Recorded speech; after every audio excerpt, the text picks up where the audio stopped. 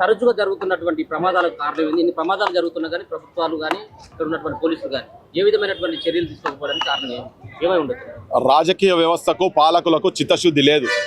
జనం ఏడన్నా చచ్చిపోని ఏమన్నా కానీ ఏమన్నా కలవడని వాళ్ళు ఆత్మహత్యలు చేసుకొని ఇటువంటి ప్రమాదాలు అవి చచ్చిపోని రాజకీయ వ్యవస్థకు ఎవరికి కూడా చిత్తశుద్ధితోటి నిజాయితీతో ఎవరు ఆలోచిస్తలేరు కాబట్టి వీళ్ళ ప్రాణాలను కాపాడాలనే ఆలోచన ఎవరికి లేదు కాబట్టి ఇటువంటిది ఉన్నది. ఇగో దీనిలో చచ్చిపోయిన ఒక చిన్న నేను ఫోటో చూపిస్తాను మొత్తం సమాజానికి ఒకసారి చూడుర్రి. చిన్న పిల్లగాడు, ముఖ్యమంత్రి మన్వాని వయసు ఉంటుంది ఇది. ఆ ముఖ్యమంత్రి ఏమో వాళ్ళ మన్వాని సోకులకు మెస్సీతోని ఫుట్బాల్ ఆడిపించిండు. చూడు ఎంత అందంగా ఉన్నాడు, చూడు ఎంత ముద్దుగా ఉన్నాడు ఈ పిల్లగాడు. ఇప్పుడు ఇలా కాలబడి చచ్చిపోయింది. ఐదుగురు ఇట్లల్లా ఇద్దరు అన్నదమ్ములల్లా ఒక పిల్లగాడు. ఈ ఫోటోలు ముఖ్యమంత్రి నీ మనవాని పక్కకు నువ్వు ఈ ఫోటో పెట్టుకుంటే నీకేమైనా సోయికి వస్తుంది. అరే ఇట్లా నా చేపట్టిన అసమర్థతతోటి ఇట్లా బలి అయిపోయారు చిన్నపిల్లలని చెప్పని నీ మంత్రులందరికీ, నీ ఉప ముఖ్యమంత్రికి అందరికీ నీ ముందర రాగానే పెట్టుకో. అసెంబ్లీలో కూడా ఇటువంటి ఫోటోలు పెట్టుకుంటే మీకు ఏమైనా బాధ్యత గుర్తుకొస్తుంది, మీకు ఏమైనా సోయికి వస్తారు. ఆత్మహత్య చేసుకున్నటువంటి ఆడపిల్లలు కూడా ఎవరు నిరుద్యోగుల సంబంధించినటువంటి వాళ్ళు ఇప్పుడు ఇక్కడ 5 మంది చచ్చిపోయినారు. ఇది కొత్త కాదు. ఈ గవర్నమెంట్ వచ్చిన తర్వాత కూడా ఇక అట్లనే ఇన్సిడెంట్ ఒకటి గుల్జార్ హౌస్ లో జరిగింది కదా. ఒకటే కుటుంబం 17 మంది చచ్చిపోయారు. ఒకటే కుటుంబం. గీడ పక్కకు కూతవేటి దూరంలో గిడికెళ్ళి ఉరుకుతే ఒక్కసారి దమ్మబట్టి చూస్తే బజార్ గట్ల 9 మంది చచ్చిపోయారు. స్వప్నలు కాంప్లెక్స్ లో ఒక 6 మంది చచ్చిపోయారు. ఇప్పుడు ఈడ 5 మంది చచ్చిపోయారు. మొన్న ఒక 20 మంది పటాన్చెరుల 40 సిగాచిద 40 మంది చచ్చిపోయారు కదా. ఇది జరుగుతూనే ఉండాలనా? ఇవన్నీ ఇల్లీగల్గా ఎందుకు జరిగిందంటే ఇది క్లియర్ కట్ గా సెల్లార్లో వెహికల్స్ పార్కింగ్ పెట్టాల్సినటువంటి జాగాలో వాళ్ళు మొత్తం ఫర్నిచర్ తీసుకొచ్చి పెట్టిండ్రు. ఇది ఇలా ఫర్నిచర్ పెట్టి నడుపుతున్నది కొత్త కాదు. ఇది ఏం లెక్కలు జరుగుతూనే ఉన్నది. దీన్ని ఎవరు ఆపాలి? అధికారులు ఆపాలి. అధికారులు ఏంటిది? అధికారులు దగ్గర పైసలు తీసుకుంటారు. ఈ అధికారులను అపాయింట్ చేసేటోడు ఎవరు? రాజకీయ నాయకుడు. వాళ్ళు పైసలు ఇస్తారు.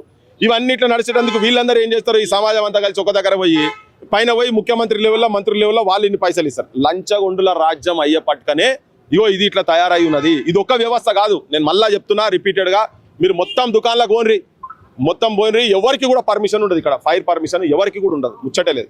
మరి ఇట్లా జరిగినప్పుడు ప్రమాదం వాడు పాటకు పెట్టిండు. ఆడ కింద గేటు పాటకు పెట్టి దానికి తాళం వేసిండు. ఎందుకు తాళం వేసిండు? వాడిని ఫర్నిచర్ ఉన్నది కాబట్టి వాడిని తాళం వేసిండు. ఎవడో ఎత్తుకపోతారో అని తాళం వేసారు. ఆ తాళం లేకుండా ఆ పిల్లలు బయటికి కుక్కుతారు. ఆ పిల్లలు వాళ్ళ ఆర్తనాదాలు మంటలు రాగానే, ఒక పెద్ద మనిషిని చిన్న పిల్లల మంటలు రాగానే 2 పిల్లలు యువకులు, ఆటో నడిపే పిల్లగాడు ఫిట్టరు, హబీబ్ ఒక పిల్లగాడు ఇమ్తియాజ్, వాళ్ళని కాపాడుతుంది. వాళ్ళు 2 పోయారు. వాళ్ళు కూడా చచ్చిపోయారు. ఘోరం. ఆడ కుర్చీలు ఎందుకు పెట్టిరా? పార్కింగ్ లా కుర్చీలు ఎట్లా పెడతారు? సెల్లార్ల కుర్చీలు ఎట్లా పెడతారు? నీ కంపెనీ ఓనర్ నువ్వు ఎట్లా పెడతావు? నువ్వు పార్కింగ్ లా కుర్చీలు ఎట్లా పెడతావు? పార్కింగ్ లా కుర్చీలు ఎట్లా పెడతావు? మీరు సెల్లార్ పార్కింగ్ ప్లేస్ ఆది స్టోర్ ఆది. ఏం మాట్లాడుతున్నావు? దుకాణాలు చూడు. వీళ్ళకి బలం ఏంటంటే రాజకీయ నాయకులు బలం. వాళ్ళకి పైసలు ఇస్తారు కాబట్టి వీళ్ళు ఇట్లా మాట్లాడుతున్నారు. సెల్లార్ లో బండ్లు ఉంటాయా? ఏముంటాయా? ఇట్లా 5 మంది చచ్చిపోయినాక కూడా ఇంకొచ్చి మాట్లాడుతున్నావు సిగ్గు లేకుండా. వాళ్ళ ఏజెంట్ నువ్వు దుకాణాలు అమెరికా రాండి. దుకాణాల్లో ఇక్కడ రా. ఏం మాట్లాడుతున్నావు? ఏముంటుంది పార్కింగ్ లా? సెల్లార్లో పార్కింగ్ ఉంటుందా? ఏముంటది? ఏం మాట్లాడుతున్నావు? సెల్లార్లో ఏముంటాయి? సెల్లార్లో సామాన్ ఉంటాయా? ఏముంటాయి సెల్లార్లో ఏముంటాయి? దొంగ కొడుకులు మొత్తం పైసలు ఇచ్చి అలవాటు పడి చిన్న పిల్లలు సిగ్గు లేకుండా చూడురు. వాళ్ళ దొంగ నా కొడుకులు చూడురు. వాడు ఇట్లా మాట్లాడుతున్నవాడు. 5 మంది చచ్చిపోయిన తర్వాత కూడా వచ్చి వాడు ఏం మాట్లాడుతున్నవాడు?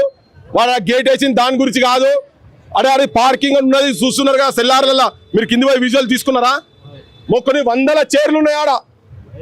దొంగ నా కొడుకులు మదాలెక్కి ఆంబోతుల్లోకి వచ్చి వీళ్ళకేంది బలం తెలుసా? వీళ్ళకు రాజకీయ నాయకులు బలం. వీళ్ళకి దొంగ కొడుకులకు రాజకీయ నాయకుల బలం. వాళ్ళు పైసలు ఇచ్చారు. వాళ్ళ చేతులలో ఉంటారు కాబట్టి వాళ్ళు ఏం చేసినా నడుస్తాయి. మా బోటలో బొక్కల వారిస్తారు.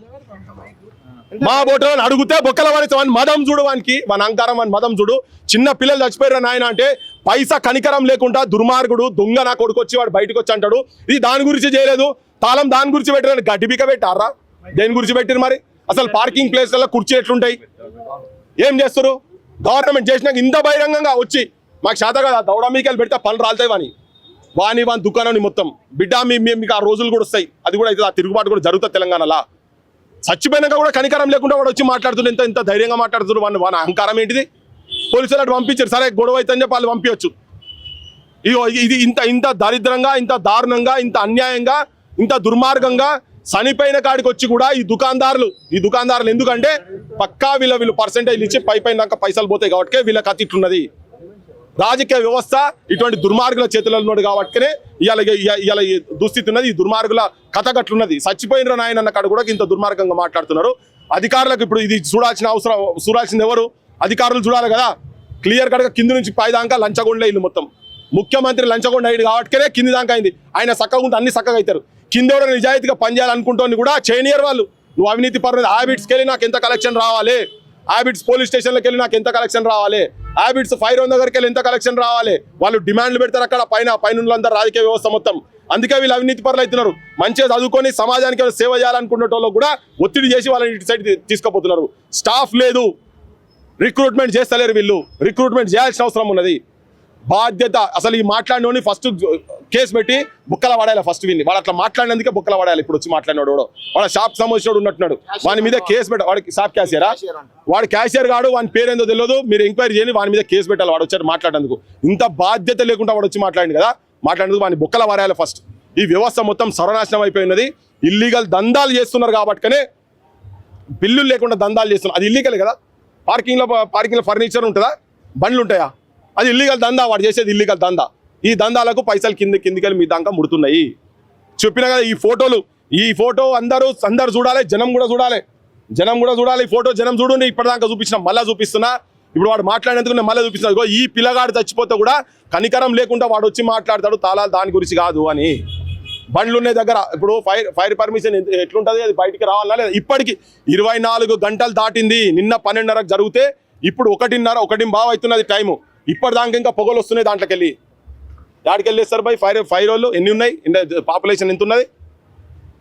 పాపులేషన్ తగ్గట్టుగా ఫోర్స్ ఉండాలనా, ఉద్యోగస్తులు ఉండాలనా? లేరు కదా. మరి లేకుండా వాళ్ళు ఏం చేస్తారు? మొత్తం ఈ మంత్రిత్వ శాఖ కూడా ముఖ్యమంత్రి చేతి కిందికి వస్తుంది. ఫైర్లు ముఖ్యమంత్రి చేతి కిందికి వస్తాయి. పోలీస్ డిపార్ట్మెంట్ ముఖ్యమంత్రి చేతి కిందికి వస్తాయి. ముఖ్యమంత్రి అసమర్థుడు అయ్యి ఇగో ఇది చూస్తున్నాం మనం, జనాల లోపల ఇది చూస్తున్నాం. ఈయన తెలంగాణ వాళ్ళు అంటే ప్రేమ లేదు కదా నాకు. బీహార్ వాళ్ళు అంటే, ఆంధ్ర వాళ్ళు అంటే ప్రేమ ఉంటుంది నాకు. ఎవరు చచ్చిపోయినా కానీ వాళ్ళ సావును ఎవరు చచ్చిపోయినా కానీ సావద్దు అని చెప్తాం మనం. బరాబర్ సావద్దు అని చెప్తాం. కానీ ఇటువంటి సంఘటనలు జరిగినప్పుడు ప్రభుత్వాలు స్పందించకపోతే మాకు ఇటువంటి మాట్లాడాల్సిన అవసరం పడుతుంది. బీహార్ వాళ్ళైనా ఎవడైనా పొట్టకూటి కోసం వచ్చి 9 నెలలు కడుపులో పెట్టుకొని సాధిన బిడ్డ పైకి వచ్చి ప్రయోజకుడు అవుతాడు అనుకొని ఎక్కడో ఊర్లో ఉండేటోళ్ళు వచ్చి ఇక్కడ వచ్చి వాచ్మెన్ గిరి చేస్తుంటే చచ్చిపోయినరు. బాధ్యత లేనటువంటి ప్రభుత్వం వైఖరితో చచ్చిపోయి ఉన్నారు కదా, వాళ్లకు కాంపెన్సేషన్ అనేది నథింగ్. ఇటువంటి ఇంకోటి జరగకుండా చూడాలి. వాడనేమో పోయి బయటికి వెళ్ళి వచ్చిన వాళ్ళకేమో కోట్ల రూపాయలు ఇచ్చిండు కదా ముఖ్యమంత్రి పోయి. మరి ఇక్కడికి ఒక్కడు కూడా రాలేదు. వాడు వచ్చేవాడు పొద్దుగాల వచ్చి మాట్లాడేటాడు. తలకాయ ఉన్నదో లేదో రాజకీయ నాయకుడు వచ్చి పొద్దుగాల అన్నాడట, కాంగ్రెస్ వాడు అన్నాడట. ఇది మా ప్రభుత్వంలో ఇచ్చింది కాదు, గత ప్రభుత్వంలో. మరి గత ప్రభుత్వంలో ఇచ్చినది తప్పుంటే నువ్వు సరిదిద్దుకోవాలా లేదా? ఈ మొత్తం హ్యాబిట్స్ అందరికీ ఇప్పుడు కాదు. ఆ బిల్డింగ్ చూడు, దానికి పర్మిషన్ ఉండదు. ఫైర్ దానికి పర్మిషన్ ఉండదు. ఏ బిల్డింగ్ పర్మిషన్ ఉండదు అబ్బా ఫైర్ది. మొత్తం అవినీతి, మొత్తం అద్దాలతో పడి ఉన్నది. ఆ బిల్డింగ్ ఉండేది కాదు, కుట్టేది. చిత్తశుద్ధి లేక మనం ప్రజలు పైసలు తీసుకొని లంగల్ దొంగలని ఎన్నుకుంటే తీసుకుపోయి అసెంబ్లీలో రోడ్స్ను చిచ్చోరనా కొడుకులను తీసుకుపోయి అసెంబ్లీలో పార్లమెంట్లో కూర్చోబెడితే మన గతి గిట్నే అవుతున్నది. ఇటే అవుతుంది. జనం కూడా పైసలు తీసుకోకుండా నిజాయితీ పరులు, నీతివంతులను ఇలా రాయికెళ్ళ మంచి మాట్లాడదామంటే కూడా యాడికెళ్ళవుతారా బై నీకు ఎన్ని పైసలు నేను కాడికి వచ్చింది. పైసలు తీసుకుంటే గిట్లనే కాపాడుతావు. ఇంకా పొగలు వస్తున్నాయి.